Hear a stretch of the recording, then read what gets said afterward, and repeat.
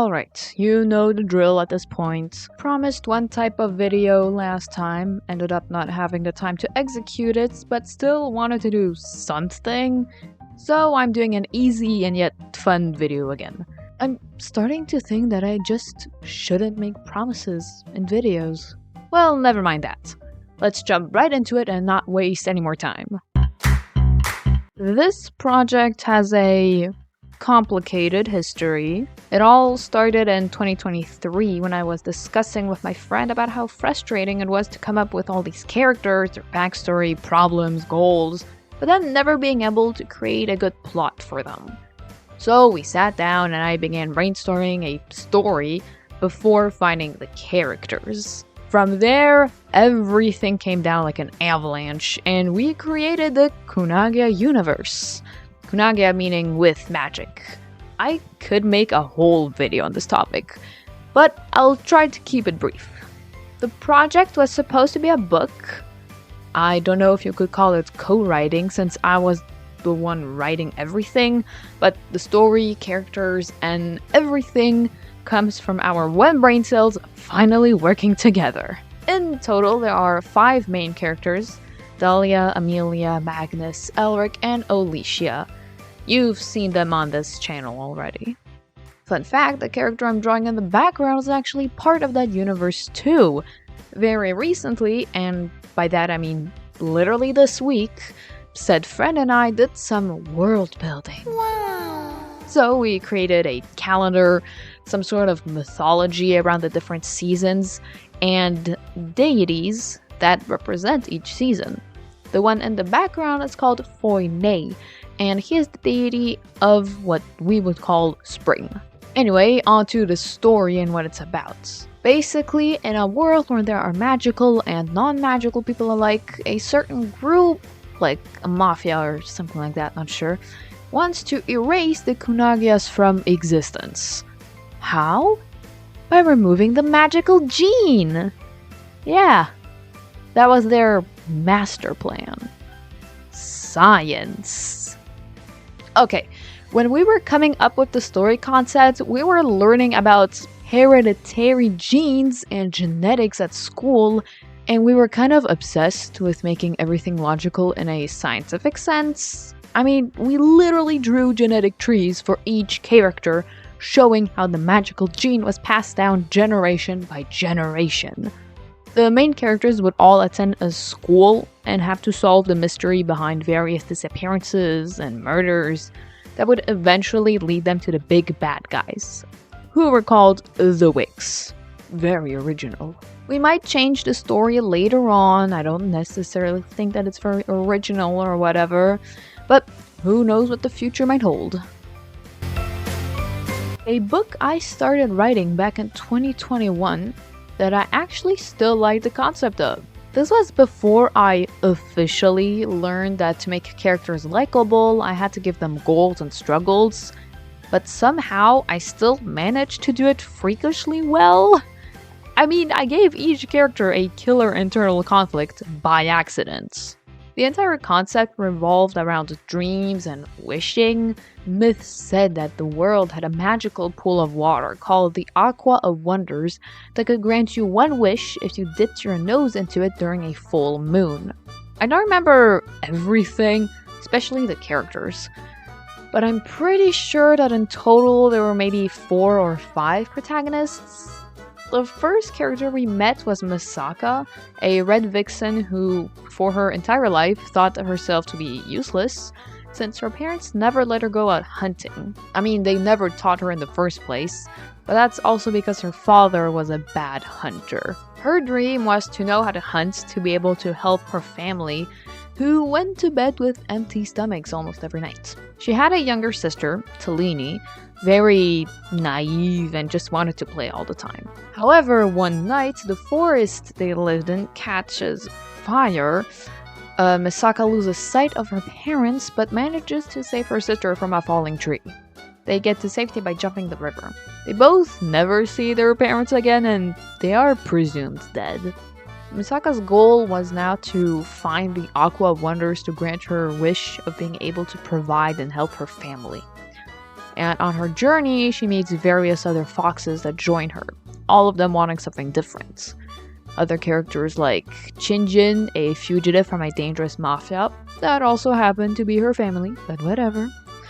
Daizuk, the prince of the tundra region, and a bunch of others that I do not remember because I stopped writing the moment Daizuk joined her travels. This is a story that I eventually want to come back to.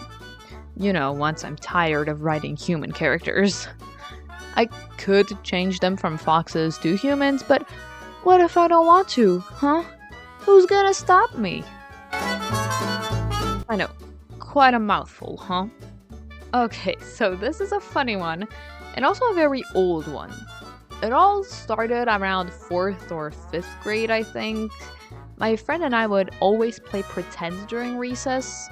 I was Frederick James, and my friend was the mythical creatures. Each time we played, she was a different one. The whole concept is that Frederick owns this super old book about these creatures, and it's his job to save them from imminent doom. There were your classic unicorn, dragons, giants, but also animals that we made up. For example, the Aphacy. An Aphacy is a flying fish. That is why it is commonly and worldwidely called the flying fish. But for unknown reasons, the law has decided to keep the name Aphacy and not change it into flying fish. An Aphacy does not need water to survive. It can breathe air without a problem. Aphacies are not hard to train and control, only that Aphacies have a mind of their own and are not to trust.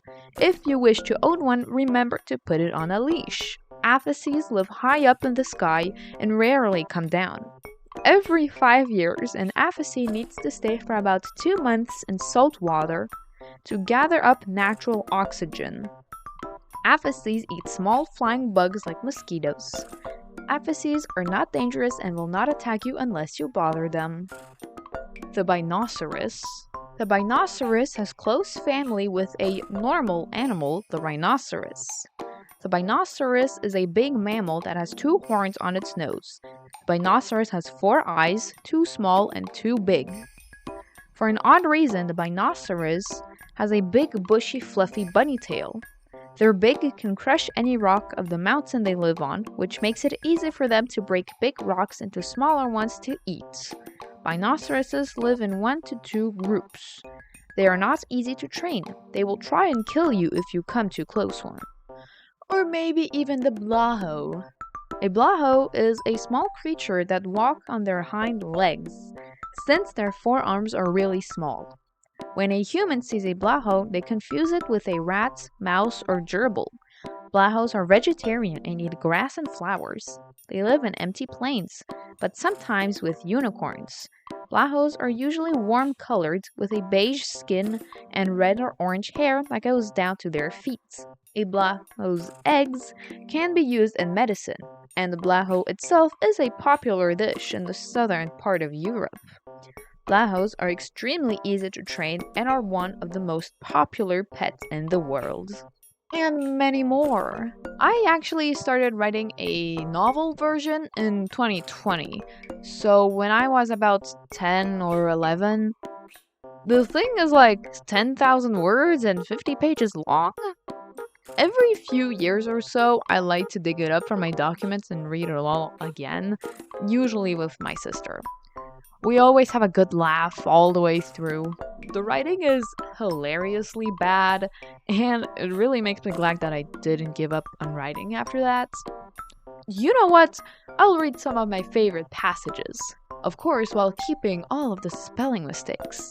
To start this off, we have the character introduction of Frederick James. Let's begin. Frederick James is a young and enthusiastic person. It's fun to be around him when he doesn't have a mythical creature with him. He makes a lot of people laugh too. Frederick is a common name where we actually call that person Fred or Derek. But Frederick isn't that kind of person. He likes his name to be Frederick. Even though he might be a fun guy, nice and helpful person, he has some dark secrets and a tough childhood that he is currently trying to forget about. He had a father that was constantly drunk and didn't care about his children. Frederick's father didn't bother getting a job and money for the family, so Frederick's mother had to work night and day. His sister, Georgia, was the only person who actually cared about him. But soon, when they both grew up, Georgia got a job as an actress. So, when she got an offer to a famous show in New York, Georgia obviously took it. But soon, Frederick got enough money from a side job that he could buy himself an apartment. It was a relief for him to have left his father. Frederick had thought that now he only had to finish school, get a job, and maybe even grow a family on his own. But all of his dreams fell apart when he had to redo school because he had failed way too much, especially at math. But when he was passing a garage sale, he noticed a small book. Pocketbook. Frederick felt that book was calling him towards it. He never knew why, but when he got a closer look at the book, he saw that it was a dark red color with a golden border. In black and golden letter, the book said mythical creatures. He immediately bought the book, and that's when Frederick realized what his purpose was. He had to find all of these mythical creatures. It was going to be hard, but Frederick was determined to find them, and that was going to change his life forever. Next, Frederick looked at Karen. She had short hazel-colored hair, a short yellow dress with white dots, and a lot of freckles. Frederick noticed that a lot of girls worked at the Bamboo Hotel. Frederick didn't know if he was going to be comfortable working here. He served her the noodles, and Caroline slurped them down hungrily. Frederick did the same. Frederick wasn't in the mood to hang out with Josh. My God. Frederick's a savage. Why do you want this job? Frederick thought about that question a bit, then answered. Because I had to redo school, so I want to get a job to not have to do school. Mr. Berg looked at Frederick more closely. I see. He rubbed his chin. And do you think that is okay? Frederick gulped and said no with his head. This is far from all of it, but if I had to choose all of the funniest parts, I'd simply end up reading the entire book. I think that the video is long enough as it is, so I'm going to wrap things up here. I hope that this wasn't too boring, and sorry if you were expecting something else from me. Oops. Now that I'm back on schedule, I'm going to put out a video every 2 weeks again. Alright, that's it from me. See you another time, hopefully.